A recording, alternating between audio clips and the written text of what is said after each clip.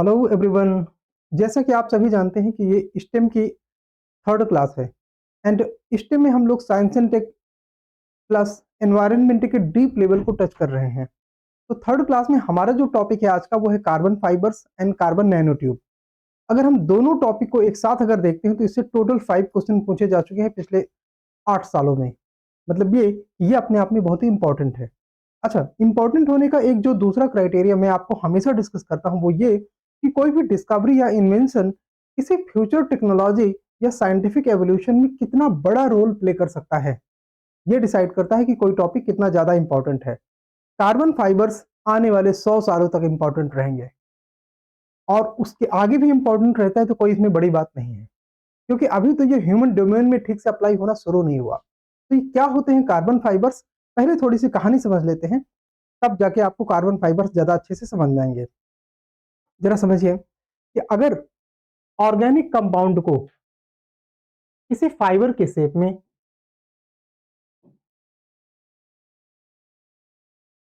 Organic compound को किसी organic compound मतलब एक ऐसा कंपाउंड जिसमें कार्बन है, उसको अगर किसी फाइबर के शेप में, लेट्स से ये एक फाइबर है हमारा, ठीक है, इस शेप में अगर हम ऑर्गेनिक कंपाउंड को बहुत ज्यादा टेम्परेचर पे हीट करते हैं और ये जो एक्शन है, ये जो रिएक्शन है वो ऑक्सीजन की एब्सेंस में हो रहा है।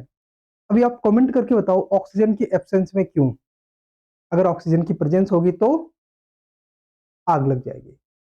तो ऑक्सीजन की एब्सेंस में अगर इसको बहुत ज्यादा हीट किया जाए तो इसमें टेंडेंसी पाई गई कि जो कार्बन के मॉलिक्यूल्स हैं वो अपना एक फाइबर डेवलप करते हैं और जो उस कंपाउंड में अदर मॉलिक्यूल्स हैं, ऐसा ये साइंस नहीं कहता कि वो 100% एलिमिनेट हो जाते हैं, लेकिन उनकी बहुत स्मॉल क्वांटिटी बचती है और या वो पूरी तरह से एलिमिनेट हो जाते हैं। मतलब कहने का ये जो फाइबर है, जो ऑर्गेनिक कंपाउंड का फाइबर है, कोई भी ऑर्गेनिक फाइबर, तो वो बचता है कार्बन फाइबर। और इसमें जो दूसरे मॉलिक्यूल हैं, लेट से अगर उसमें हाइड्रोजन के मॉलिक्यूल हैं, ऑक्सीजन के मॉलिक्यूल हैं, या क्लोरीन के या कोई भी चीज, कोई भी अदर मॉलिक्यूल्स हैं, तो वो इससे अपने आप में एलिमिनेट हो जाते हैं एक सर्टेन टेम्परेचर पे।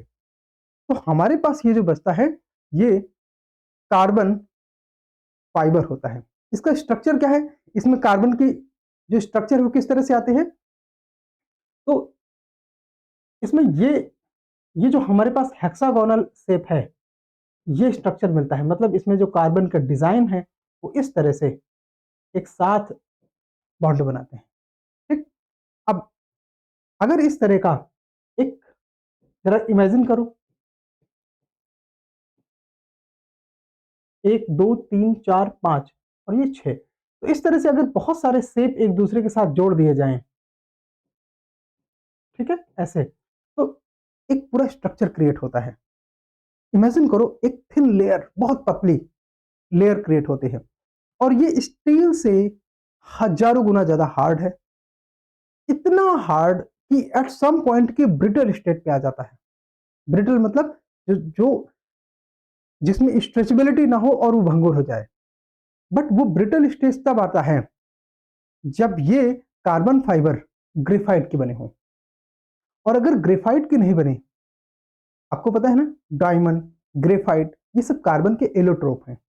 अगर ग्रेफाइट के नहीं बने हैं तो उस परिस्थिति में ये ब्रिटल नहीं होते और इनमें फ्लेक्सिबिलिटी होती है, डिस्पाइट ये ह्यूमन हेयर से 10,000 टाइम्स पतला होता है। कितना? 10,000 गुना पतला होता है कार्बन फाइबर्स।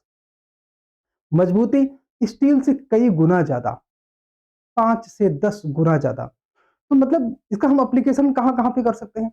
जहां भी हम, जहां पे हमको रिक्वायरमेंट है स्टील की या किसी ऐसे फैब्रिक मटेरियल की, कल्पना करो कपड़े की, जिसे बहुत मजबूत होने की जरूरत है। फॉर एग्जाम्पल आपको स्पेस पर टेंट लगाना है, कार्बन फाइबर एक अच्छा विकल्प हो सकता है। अच्छा, ये इजिली रिएक्टिव नहीं है। इस कंडीशन में इसकी जो ड्यूरेबिलिटी है, स्टेबिलिटी है, वो बहुत ज्यादा है। ये नियरली नॉन कोरोसिव है। मतलब ये आप इस पे 1,000 ईयर्स के लिए ट्रस्ट कर सकते हैं। तो क्या ये बायोडिग्रेडेबल नहीं है? बायोडिग्रेडेबल है, बट वो सर्टेन कंडीशन में बायोडिग्रेडेबल है। इसमें केमिकल रिएक्शन पॉसिबल है, बट इन सामान्य सिचुएशन में ऐसा नहीं होता। इसका मतलब बायोडिग्रेडेबल है but with certain condition and not in every condition. ठीक है, इतना हम समझ गए। तो अगर हमको ये एक धागा मिल गया, फाइबर मिल गया, तो इससे जैसे आप कपड़े बुनते हैं ना, उससे आप एक लंबी सी मैट बना सकते हैं, चादर बना सकते हैं, जैसे स्टील की चादर होती है वैसे। उसको आप किसी भी प्रयोग में ले सकते हैं। देखो, साइंस जहां तक ये कहता है कि हाँ, इसमें ये सारे एप्लीकेशन पॉसिबल हो सकते हैं, वो कहता है कि it can be applied anywhere. लेकिन फिर हमारे पास कुछ डीपर साइंस आता है।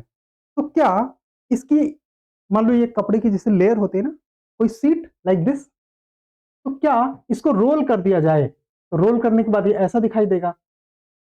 ठीक है, तो मतलब ये एक ट्यूब बन गया। तो क्या इस ट्यूब को ह्यूमन के वेन्स के अंदर डाला जा सकता है?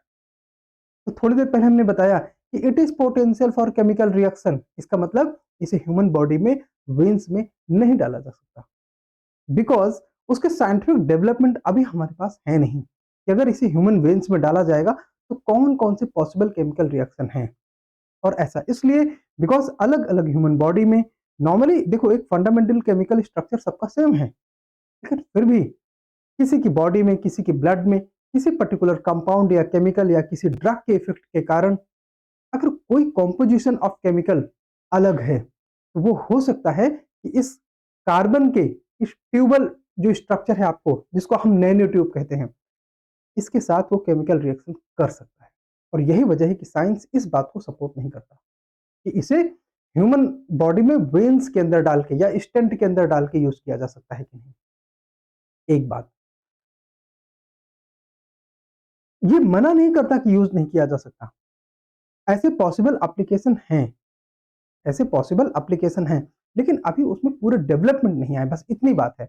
इसे बायोसेंसर के तौर पर यूज किया जा सकता है कि नहीं? यस, क्योंकि कार्बन के केमिकल रिएक्शन पॉसिबल हैं ऑक्सीजन के साथ और दूसरे ढेर सारे जो आप अपनी केमिस्ट्री के टेबल में देखते हो एलिमेंट्स दिए हुए उनके साथ। इसलिए इसे बायोसेंसर के तौर पर ऑक्सीजन के साथ टेस्ट किया जा चुका है, और इसके अलावा और भी कई एलिमेंट हैं जिनके साथ टेस्ट किया जा चुका है। अब चूंकि हमने कार्बन फाइबर, कार्बन की सीड्स, कार्बन फाइबर्स की सीड्स, जैसे ये एक सीट है ना, इसके साथ साथ कार्बन नैनो ट्यूब का हल्का सा ओवरव्यू ले लिया है। तो अब हम इस स्टोरी को डिटेल में समझेंगे और प्रीलिम्स वाले पॉइंट को हाईलाइट करेंगे। आप लोग अपने नोट्स के साथ उन पॉइंट्स को केवल लिखिए जो आपके लिए नए हैं, और अगर आपको लगता है कि ये सारी बातें आपको पता है, you can skip and ignore the session, because आपका टाइम सबसे ज्यादा इंपॉर्टेंट है। गलत जगह आपका टाइम नहीं वेस्ट होना चाहिए।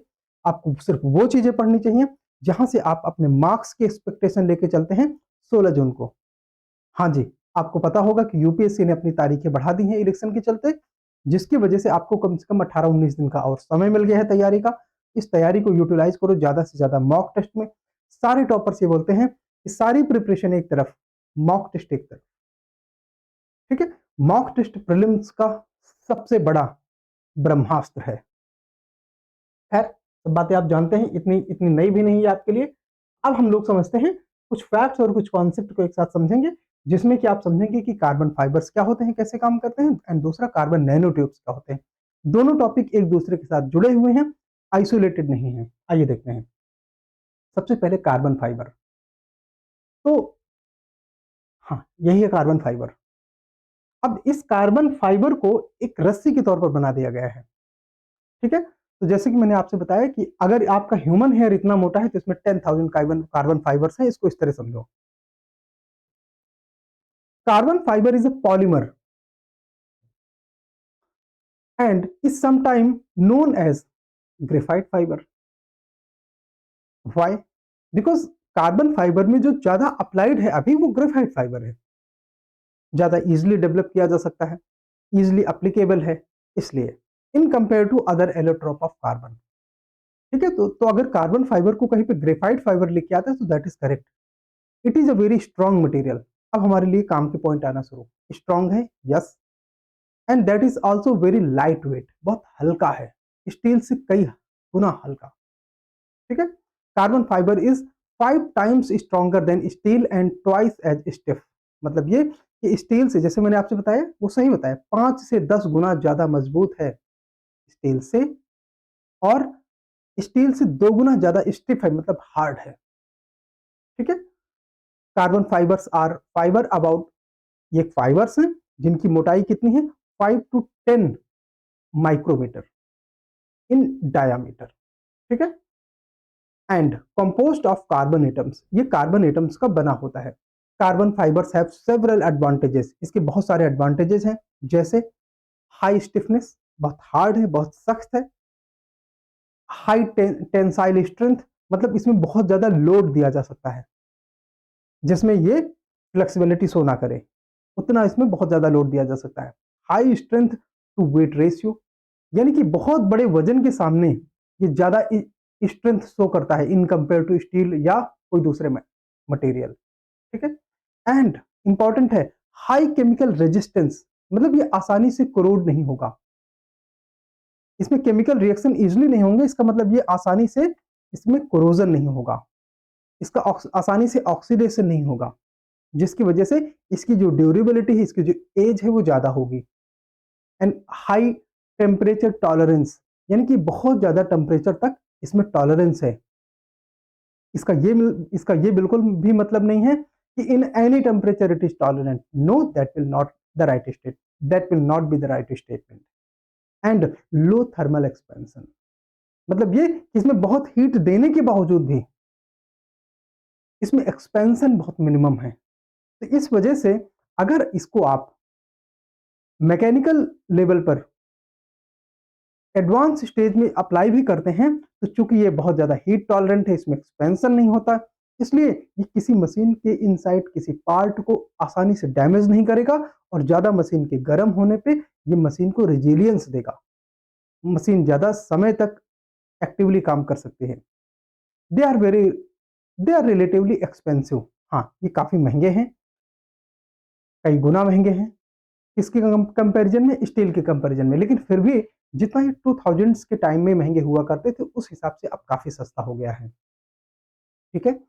Glass fibre, steel fibre, basalt fibre, plastic fibre की तुलना में ये कई गुना महंगे हैं, मतलब 100 गुने से लेकर 1000 गुने तक महंगे हैं। लेकिन ईयर 2000 के आसपास ये करीब 10,000 गुना महंगे थे, तो उस हिसाब से अब ये सस्ता हो रहा है। ठीक है। और देखेंगे इसके बारे में। To produce carbon fiber, the carbon atoms are bounded together in crystals that are more or less aligned parallel to the fibers of long axis of crystal alignment give a fiber and high strength to volume ratio। देखो इनमें crystal का alignment fibre में कैसे होता है, तो जैसे मैंने आपको एक हेक्सागोनल स्ट्रक्चर दिखाया था, तो अगर आप उस हेक्सागोनल स्ट्रक्चर को एक लाइन में ऐसे देखते हैं, फॉर एग्जांपल ऐसे, जैसे मान लो ये एक हेक्सागोनल स्ट्रक्चर है, 1 2 3 4 5, हाँ 6। तो अब मान लो इस ये एक स्ट्रक्चर है, अब ये स्ट्रक्चर एक डॉट के फॉर्म में दिखता है, तो इसको अगर हम इस तरह खींच दें तो इसमें बहुत सारे ऐसे स्ट्रक्चर जुड़े हुए हैं। ठीक है। तो ये इस तरह का शेप है। अच्छा, ये जो आप इसको इस तरह से देख पा रहे हैं ना, इसको आप ये इमेजिन मत करो कि खोखला है, नहीं। आप जितने भी सीट्स देखते हो, चाहे स्टील देखते हो, चाहे प्लास्टिक देखते हो, चाहे ये सभी इसी तरह मॉलिक्यूल के अलाइनमेंट से बने हैं। डिजाइन अलग अलग हो सकता है, वो खोखले नहीं है। ठीक है। क्योंकि ये उसका केमिकल स्ट्रक्चर बेसिकली शो किया जा रहा है, इसलिए वो आपको इस तरह से दिखाई देता है। बस ये याद रखना, इसका जो क्रिस्टल अलाइनमेंट है, and that is hexagonal. Several thousand carbon fibres are bundled together, यानी कि बहुत सारे कार्बन फाइबर्स को बंडल किया जाता है एक रस्सी बनाने के लिए। ठीक है। To form a tow, a rope which may be used by itself or woven into fabric, जिसको कि, यानी कि देखो कई हजार, आप एक 10,000 का पैरामीटर ले लो, क्योंकि 10,000 कार्बन फाइबर जुड़ के एक ह्यूमन हेयर के बराबर का रस्सी या बाल या धागा, आप कुछ भी उसे बोल सकते हो, बनता है। अब इन धागों को बुनकर आप सीट बना सकते हो। ठीक है। Carbon fibres are usually combined with other materials to form composite. For example, when permeated with a plastic resin or baked, it forms carbon fiber reinforced polymer, और वो भी अपने आप में कार्बन फाइबर ही होता है। मतलब ये कि जो नेचुरल ह्यूमन लाइफ में है, तो उसको अलग अलग यूज एप्लीकेशन एप्लीकेशन के अनुसार उसकी प्राइस घटाने के लिए भी आप कह सकते हो, उसकी एप्लीकेबिलिटी को बढ़ाने के लिए इसे प्लास्टिक के साथ, लेड के साथ, स्टील के साथ इसको ब्लेंड किया जा सकता है या नया केमिकल डेवलप किया जा सकता है जिसकी वजह से ये अलग अलग तरह से अप्लाई किया जा सकता है। ठीक है, बट वो भी कार्बन फाइबर ही कहलाएगा, ये इंपॉर्टेंट है यहाँ पे। और क्या है इसमें, which has strength to weight ratio, ये हम पहले भी बात कर चुके हैं, जिसमें अपने अनुपात के हिसाब से ज्यादा स्ट्रेंथ होती है। ठीक है, और जैसे कि मैंने बताया था कि कुछ स्टेट में ये ब्रिटल स्टेट तक आ जाती है। ब्रिटल स्टेट वो स्टेट हो जाती है जिसमें किसी किसी मटेरियल में टेंसाइल फोर्स अप्लाई, जिसके ऊपर उसमें ज्यादा तनाव नहीं दिया जा सकता, वो स्टेट होते हैं। बट दैट इज बहुत ज्यादा लोड दिया जाता है तब वो उसकी ब्रिटल स्टेट आते हैं। हाँ, आप कभी भी स्टील या किसी सिमिलर फाइबर से तुलना करोगे तो उसमें carbon fibre are much more superior. ठीक है, carbon fibres are also composited with other material such as graphite.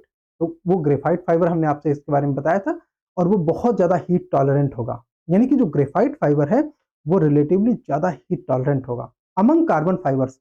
उसको आप जिस तरह से नए नए केमिकल्स के साथ तैयार करते हो, उनकी क्वालिटीज और उनके फीचर्स में चेंज आते हैं। ठीक है, तो ग्रेफाइट फाइबर की जो ज्यादा बड़ी विशेषता है वो ये कि वो ज्यादा हीट टॉलरेंट है। यहाँ पे देखिए, ये ज्यादा हीट टॉलरेंट है।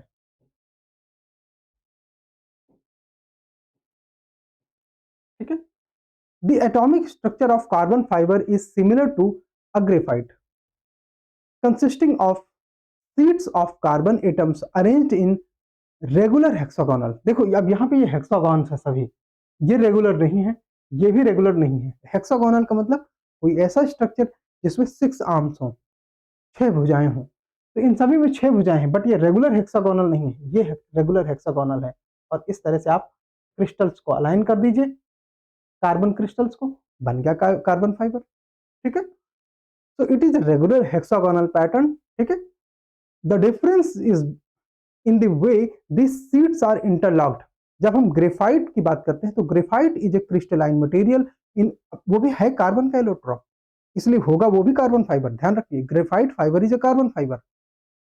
अगर हम एप्लीकेशन की इजीनेस की बात करें तो जितने थर्मल रेजिस्टेंस के हमें इक्विपमेंट बनाने होते हैं वहां पे graphite fibre is a better and more suitable option. ठीक है, so graphite is a crystalline material in which sheets are stacked parallel to one another in regular fashion.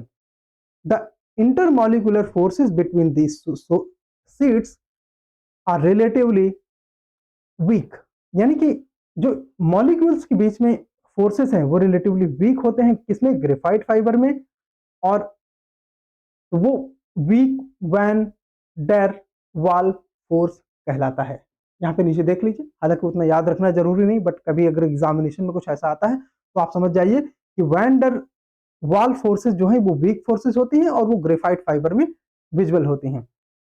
सो इसकी वजह से जो ग्रेफाइट फाइबर है वो अपने आप में सॉफ्ट होता है या उसमें ज्यादा ब्रिटल करेक्टरिस्टिक्स होती है। तो अभी हमने थोड़ी देर पहले बोला था कि कार्बन फाइबर्स जब ज्यादा थर्मल रेजिस्टेंट बनाया जाता है तो उसमें ब्रिटलनेस आ सकता है, मतलब भंगुरता। बट वो इतना ईजी नहीं है।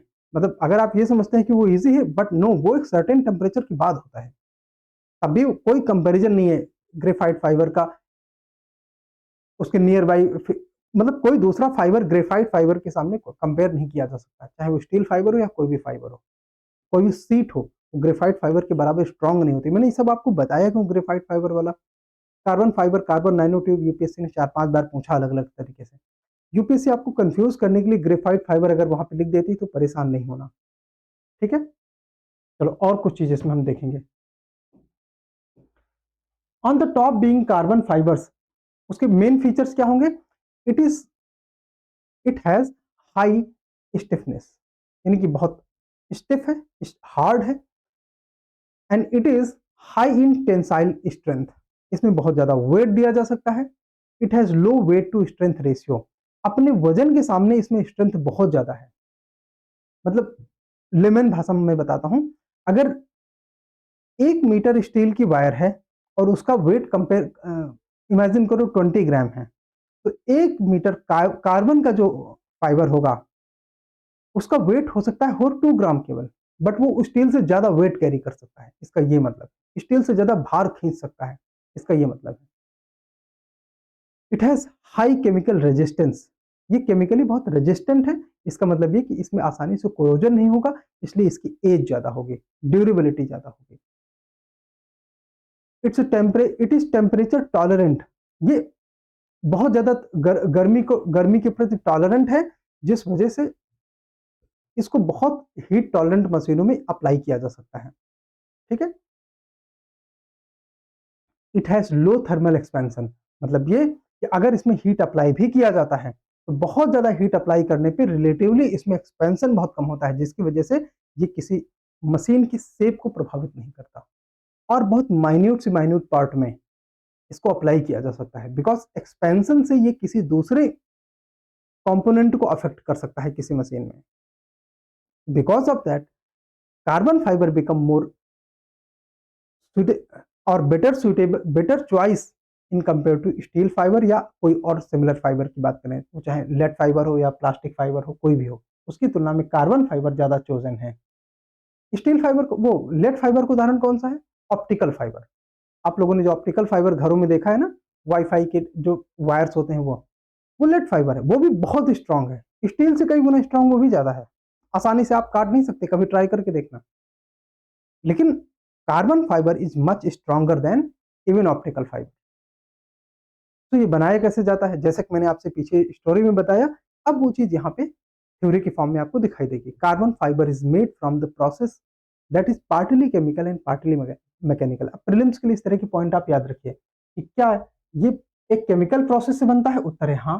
तो क्या ये पूरा केमिकल प्रोसेस है? उत्तर है नहीं। ये केमिकल प्रोसेस भी है और मैकेनिकल प्रोसेस भी इसमें अप्लाई होता है। यानी कि दोनों तरह के इसमें चेंजेस होते हैं, मैकेनिकल चेंजेस भी होते हैं, केमिकल चेंजेस भी होते हैं, तब जाके कहीं कार्बन फाइबर बनता है। और ये कहाँ से शुरू होता है? तो it start from the heating of organic compound, वो भी अपने आप में फाइब्रस होता है, जो हमने आपसे एग्जांपल में बात किया था सबसे शुरू में, to a very high temperature, बहुत ज़्यादा टेम्परेचर पे, without allowing oxygen, oxygen contact को अलाउ नहीं करता। बिकॉज़ मैंने आपसे शुरू में बताया, बिकॉज़ अगर वहाँ पे हीट के साथ ऑक्सीजन प्रेजेंस होगी, तो आप जानते हैं आग लग जाएगी। और फायर की रियलिटी ये है कि अगर डायमंड को एक सर्टेन टेम्परेचर से ज़्यादा में जलाया जाए तो ग्रेफाइट में कन्वर्ट हो जाएगा, सारी मेहनत पानी में चली जाएगी। This is when the carbonization, carbonization का मतलब क्या हुआ? जब ऑक्सीजन की एब्सेंस में इसमें बहुत ज़्यादा हीट अप्लाई किया जाता है, तो जो कार्बन के मॉलिक्यूल्स अपने आप में एक फाइबर बना लेते हैं, उसको हम कार्बनाइजेशन कहते हैं। तो this is when the carbonisation take place, which is when the atoms itself,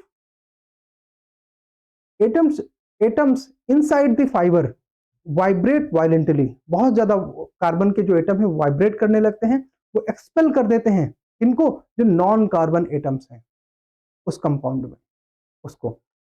तो इस वजह से वहां पे सिर्फ कार्बन के क्रिस्टल बचते हैं।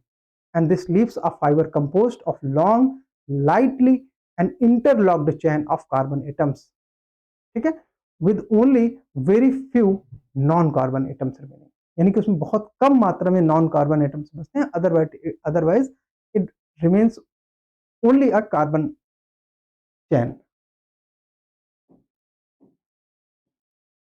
चलिए, what can be made with this carbon fibre, carbon fibre का हम क्या यूज कर सकते हैं? Almost anything can be made, carbon fibre से कुछ भी बनाया जा सकता है, जैसे बाइक, बाइक के फ्रेम्स, एयरक्राफ्ट के wings, automotive drive shaft, tubing, containers, propellers, propeller blades, car component, anything जहां भी आप स्टील या लेड फाइबर का apply application, not lead fibre, steel का जहां पे आप एप्लीकेशन कर सकते हो, वो सारी चीजों में इसका इस्तेमाल कर सकते हो। स्टील या स्टील के जो दूसरे वेरिएंट हैं, उन मेटल्स की जगह आप इसका इस्तेमाल कर सकते हो। According to an article at energy.gov, carbon fibres, carbon fibre composite could reduce the passenger car weight. अब देखो, एनर्जी डॉट गवर्नमेंट में जो एक आर्टिकल पब्लिश हुआ, उसके आधार पर अब ये आपके लिए प्रीलिम्स का पॉइंट है, बिकॉज ये नया डेवलपमेंट है, कार्बन फाइबर्स के फील्ड में ये नया डेवलपमेंट है, इसलिए ये आपकी एग्जामिनेशन के लिए ज्यादा इंपॉर्टेंट हो जाते हैं। क्या कि पैसेंजर कार का वजन आधा कर सकता है। मतलब अब अभी जो आपके पास 300 केजी की कार होती है उसको ये 150 केजी में बना सकता है, उससे कहीं ज़्यादा मजबूत। अब जब कार हल्की होगी तो आपको कम फ्यूल लगेगा वही डिस्टेंस कवर करने के लिए। That's why it becomes more, it improves fuel efficiency by 35%।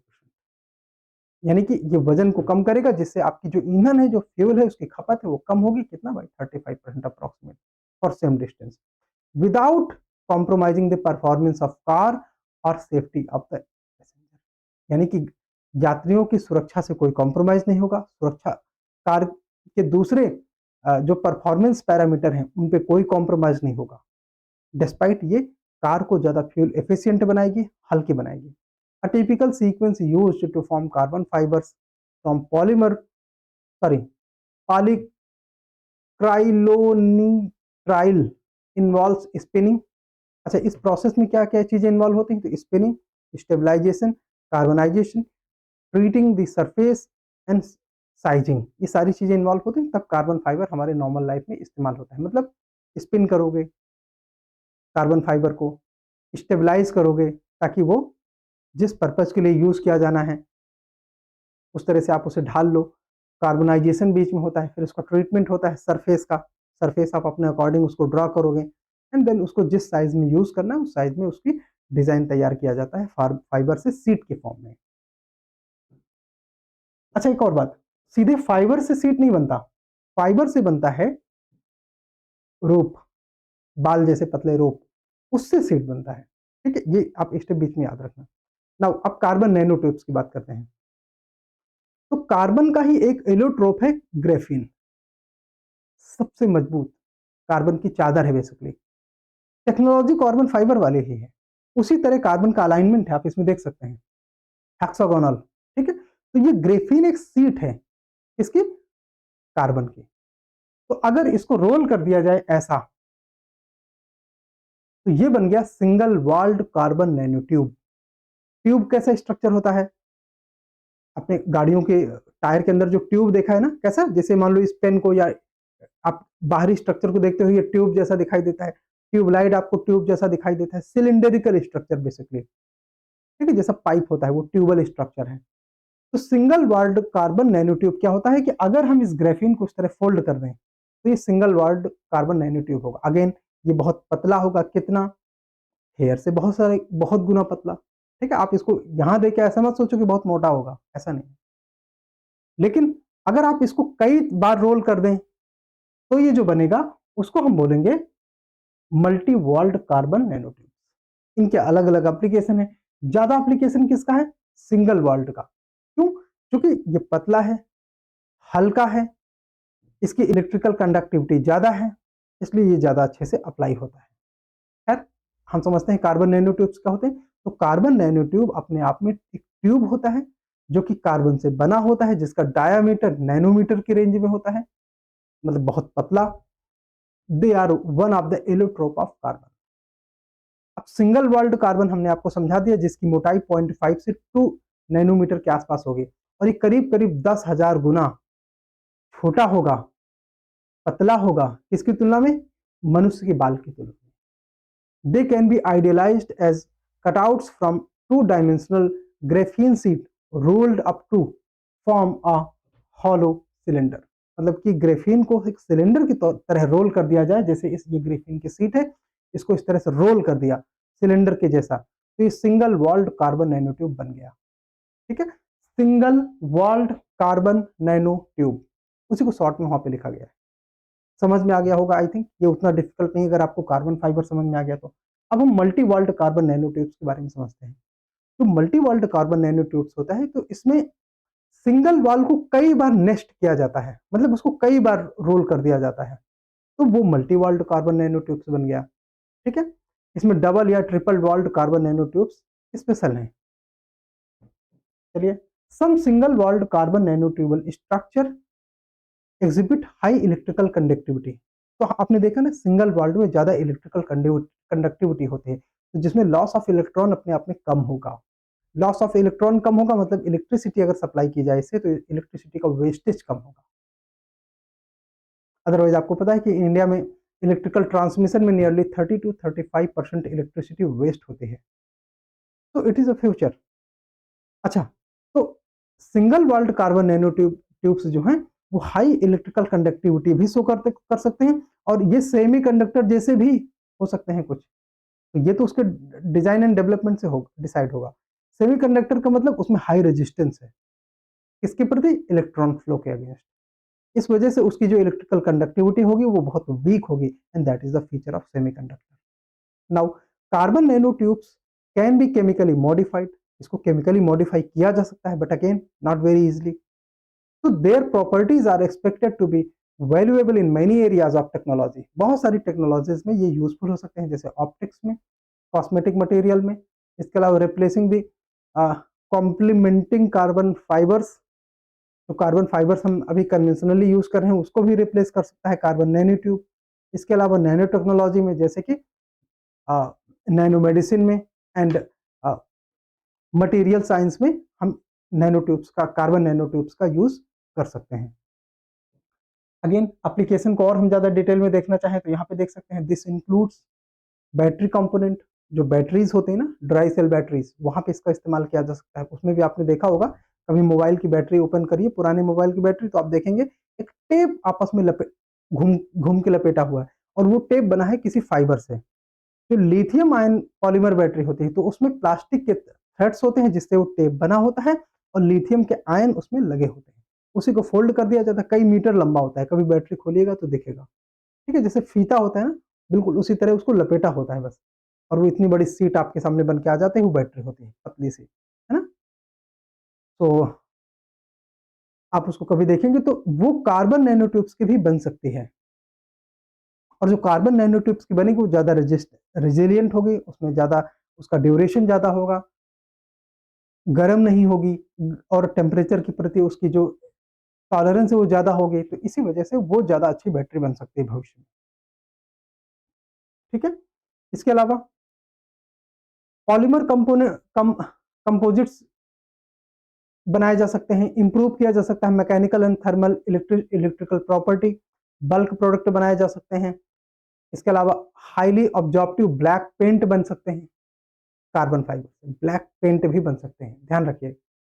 Many other applications under development है, कई सारे एप्लीकेशंस है जो अभी भी डेवलपमेंट में है, जिनमें कंफॉर्मिटी बाकी है। तो we can not say they are wrong, but we can not say certainly they are useful. Yes, they can be use. अगर ये यूपीएससी पूछता है कैन बी यूज, तो ये वाले एप्लीकेशन भी याद रखना। सर्टेनली यूजफुल तो थोड़ा सावधान हो जाना, तब नहीं होगा। जरा देखते हैं ये कैन बी यूज वाले कौन कौन से डेवलपमेंट है, जैसे कि जो अंडर डेवलपमेंट में है, अभी साइंटिफिकली प्रूवन नहीं है पूरी तरह से, तो उनमें ट्रांजिस्टर है। यहाँ पे देखिए ट्रांजिस्टर, बायोसेंसर, इसके अलावा हाई स्ट्रेंथ फैब्रिक्स, ठीक है, इलेक्ट्रॉनिक्स में इनका यूज हो सकता है। बायोसेंसर के केस में हमने आपसे पहले ही बताया कि कई तरह के बायोसेंसर, अभी नीचे आएगा भी वो, जहां पे कि वो बायोसेंसिंग के लिए प्रूवन हो भी चुके हैं। इसके अलावा बायोमेडिकल एंड एग्रीकल्चर अप्लायंसेस में इसका इस्तेमाल किया जा सकता है। There are numerous examples of use of single walled carbon nano tubes as highly sensitive nano sensors, यानी कि single walled carbon nano tubes का सेंसिटिव नैनो सेंसर्स के तौर पर इस्तेमाल किया जा रहा है, और उसमें डेवलपमेंट हो भी रहा है, even down to the single molecule level of variety of important biomolecules. तो इसमें मतलब ये कि जो सिंगल मॉलिक्यूल के लेवल पर भी इनको बायो सेंसर्स के तौर पर यूज किया जा सकता है, जैसे कि detection of reactive oxygen. React कौन सा ऑक्सीजन रिएक्टिव स्टेज में है उसको डिटेक्ट करना हो तो वहां पे कार्बन नैनो ट्यूब्स यूज किया जा सकते हैं। Nitrogen species, nitrogen species, neurotransmitters, small molecules, lipids, protein, sugar, DNA, RNA, enzyme, bacteria, इन सबको सेंस करने के लिए कार्बन नैनो ट्यूब्स का यूज किया जा सकता है। Therefore it can be used as sensor और बायोसेंसर फॉर दीज मटेरियल्स, ठीक है। सो आज के लिए बस इतना ही है। आप लोग इन टॉपिक्स को थोड़ा डिटेल में पढ़िए। नेक्स्ट सेशन में हम लोग एनवायरनमेंट के कुछ डीप टॉपिक लेके आएंगे। ऐसे ईवी नोट में एनवायरनमेंट साइंस टेक जैसे चल रहा है इसी तरह चलता रहेगा। आपके दोनों टॉपिक कवर हो रहे हैं, चूंकि यूपीएससी प्रीलिम्स की डेट बढ़ चुकी है, इसलिए आप टेस्ट को ज़्यादा गंभीरता से सॉल्व करो। जिन बच्चों ने अभी भी बार-बार वो कमेंट करके पूछ रहे हैं कि वो टेस्ट कहाँ पे मिलेगा, मैं उनको 1 मिनट में बता देना चाहता हूँ ये टेस्ट कहाँ पे मिलेगा। देखिए, उसके लिए आपको अपनी गूगल प्ले स्टोर में लिखना पड़ेगा दी कॉन्सेप्चुअल IAS। आपको दी कॉन्सेप्चुअल क्लासेस नाम का ऐप मिलेगा, जिसमें आप हमारा पॉपुलर जो ब्लॉकचेन का लोगो है, वो लोगो आपको साथ में दिखाई देगा ब्लू कलर से। जब ऐप डाउन 1 मिनट, इसमें हम आपको दिखा देते हैं। अगर आप यहाँ पे क्लिक करो, इसमें है, यहाँ पे अगर आप क्लिक करो ये, ठीक?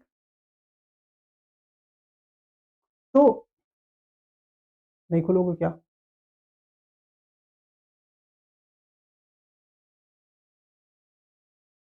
हाँ, ये दी कॉन्सेप्चुअल क्लासेस करके आ गया।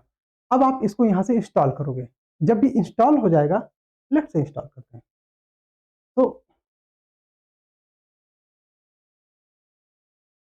तो जब ये आपके फ़ोन में इंस्टॉल हो जाएगा, आप अपना मोबाइल नंबर और ईमेल डाल के रजिस्टर कीजिए। ये लिंक हमारे वीडियो डिस्क्रिप्शन में नीचे जो मोबाइल नंबर पड़े हुए, उसके ठीक नीचे दिया हुआ है, डाउनलोड द एप्लीकेशन। तो आप इस तरह से ये लोगो पहचानते रहना, यही हमारा ऑफ़िशियल लोगो है।